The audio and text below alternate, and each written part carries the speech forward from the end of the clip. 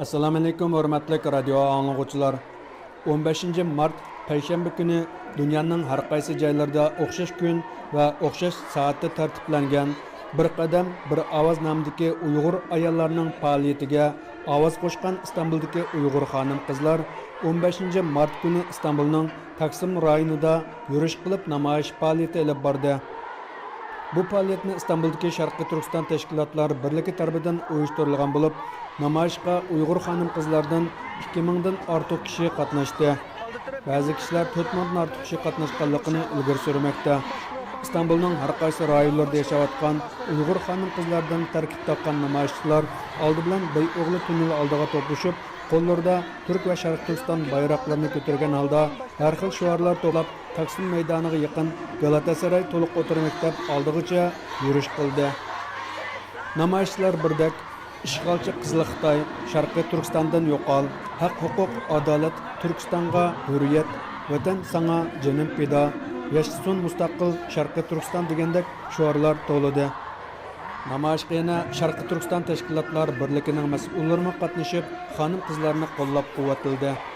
Namoyishga Anatoliya agentligi, Ixlos xabar agentligi, Dug'an xabar agentligi qatorliq cho'ng medialarning muxbirlari kelgan bo'lib, namoyish jarayonida muxbirlarni kutuvlash yig'ini uyushtirildi.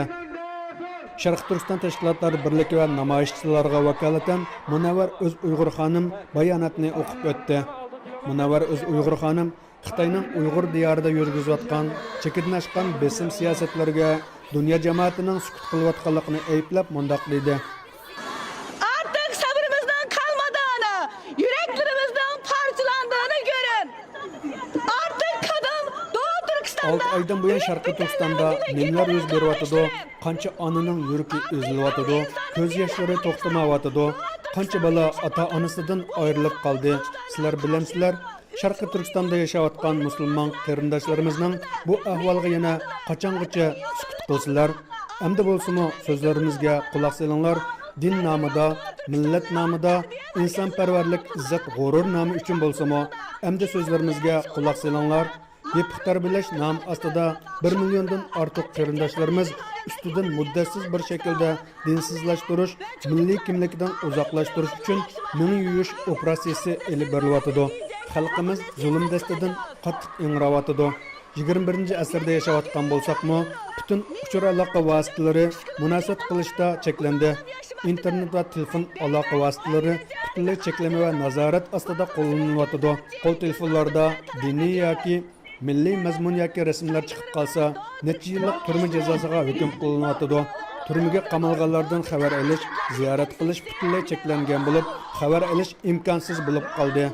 Nurg'unlagan o'smirlar ota-onalardan ayrilib, psixologiya jihatda og'ir zarbaga uchramoqda. Birlashgan Davlatlar Tashkiloti va Dunyo o'smirlarning huquqlarini qo'g'dash tashkilotini jiddiy vazifaga chaqiriq qilamiz. BDT va Dunyo o'smirlarning huquqlarini qo'g'dash tashkilotining Sharqiy Turkistonga mustaqil kuzatish, tekshirish hay'ati avatishini talab qilamiz. Namoyish oxirida Sharqiy Turkistonlik xonim-qizlarning vakillaridan Munavvar o'z Uyg'ur xonim va Sharqiy Turkiston tashkilotlari birligining mas'ullaridan tarkib topgan bir hay'at Birlashgan Davlatlar Tashkilotining Istanbuldagi vakolatxonasiga berib, Uyg'urlar haqida tayyorlangan doklad va bir qancha talablarni yozib sundi. Munavvar xonimning bildirishicha, bu talabda asosligi Uyg'urlar ustidan yurgizilayotgan besimlarga xotima berilishi, bo'libmi Xitoyning jazo lagerlaridagi Uyg'urlarning qo'yib berilishi, hech qanday gunohi yo'q insonlarni sababsiz yo'q qilib o'tmasligi, Tailand va Malayziyada tutib turilayotgan Uyg'urlarning erkin qo'yib berilishi qatorliq bir qancha turli talablarni sungan. BDTning Istanbul turishliq vakili ishxonasi oldiga chiqib, Uyg'ur hay'atini kutib olgan. Talab va iltimoslarni o'z ichiga olgan Uyg'urlarga aloqador dokladni qabul qilib, BDTning munosabatlik oliy darajalik organlariga yetkazilganligiga va'da bergan.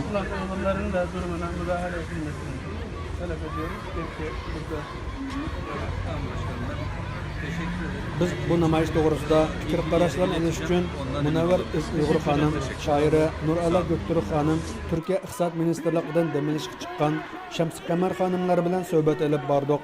Munavvar o'z Uyg'ur xonim oldi bilan bu namoyish to'g'risida ma'lumot berib, mundoq dedi. Bugün İstanbul'da ötküzülgen namoyish Bütün dünyadaki Şərq Türkistanlıq xanım qızlarımızın birlikte tayyorlik qilib olib bormoqchi bo'lgan bir ovoz bir qadam namoyishining İstanbul'daki icraatı bo'lib, İstanbul'daki barliq ayol qiz qarindoshlar Şərq Türkistan Təşkilatlar Birliği'nin qo'llashi, hamkorlashi ve her taraftan yaxshi o'rinlashtirib berishi bilan biz İstanbul'da Türkiye'nin hamma yeridan kelgan ayol qarindoshlarimiz bilan birga namoyishga chiqdik. Namoyishga chiqqan odam sonimiz biz aslında 1000dan 5000gacha deb son bergandik. Saqchilarga shunchalik odamimiz bo'lishdi. Eng oz deganimdan menimcha bu son 5000ga bordi. Munavvar Uyg'ur xonim bu namoyishni uyushtirishdagi asosiy maqsadi to'g'risida to'xtalib mundoq dedi. Biz bu yerda Şərq Türkistanlıq ayollar buluş sütümüz bilan Şərq Türkistandagi zulmni anlatish bo'libmi, bu zulmdan eng og'ir darajada ziyon ko'rgan, eng cho'ng ta'sirga uchirgan va buning chog'irg'ini eng jiq tortayotgan ve ular mesela mazlum xalqqa yordam bersa hech qanday qo'limizdan chora kelmaydigan, chora tadbirimiz qolmagan ayollarni bulush sütümüzden ularning ovozini anglatish uchun bir yerga yig'ildik. Bizningcha shunday qilish orqali Ayşadagi qarindoshlarimizning tashqi dunyoga anglatamayotgan ovozini anglatish orqali ularning beshidagi bu zulmning ko'tarilishiga xalqaro diqqat tortish ve xalqaroning inson haqlari ustidagi masalan inson haqlari o'rinlarining ularga besim qilish orqali qarindoshlarimizni biroz bo'lsin nafaslantirish, ama umumiy g'oyamiz bo'lsa Şərqi Türkistanның, Şərqi Türkistanlıqlarının dövlət işgənliyi, Xitaylarının qılcım haqq huququnun zorluğu, ular meyli nemi desin, Şərqi Türkistanda azı hiç qanday hərəkət edib beramayaptır, ama bağan taqdirdə bütünlüy qanunluq, haqlıq, insanlıq haqq huquq işgənliyi, bunun hiç qanday bir terror bilan, hiç qanday bir cinayət bilan əlaqəsi yoxluğu, bu səbəbdə Şərqi Türkistandakı bütün məzlumların hamısının məsum, günahsız işgənliyini bütün dünyaya tunutuşdu.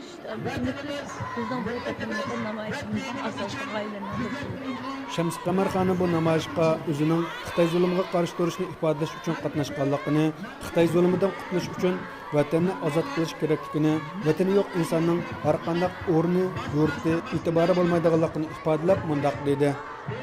Nüfusumuz avıydı ama eğer Türk'ümüzü, vatanımızı kaydıp alanmasa bizim yaşamımız zaten yok hükmünde.